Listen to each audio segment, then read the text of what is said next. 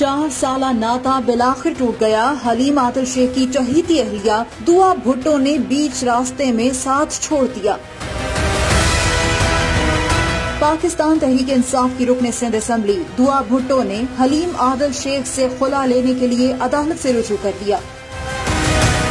हलीम आदिल ने दुआ भुट्टो से 2018 में खुफिया तौर पर दूसरी शादी की थी, जबकि गुज़श्ता साल ही सियासी जोड़ा अपनी शादी मंजर आम पर लाए थे। यही नहीं, जब हलीम आदिल शेख को गिरफ्तार किया गया तो उनकी अहलिया दुआ भुट्टो उनकी हिमायत में सबसे आगे नजर आई। उन्हें कभी अदालत में तो कभी जेल में मुलाकात करते हुए भी देखा गया। वो दुआ भुट्टो ही थी जिन्होंने हलीम आदिल शेख की गिरफ्तारी के खिलाफ सबसे ज्यादा आवाज उठाई। इनके ऑपोजिशन लीडर है, वो किसी से डरने वाले नहीं है, ना यहाँ के उनके ये सारे कारकुन डरने वाले हैं, ना यहाँ की हमारी सारी यहाँ पे खड़ी हुई ना वो डरने वाली है। हलीम आदिल शेख और दुआ भुट्टो के यहाँ बच्चे की भी पैदाइश हुई, जिसका नाम कामिल हलीम रखा गया।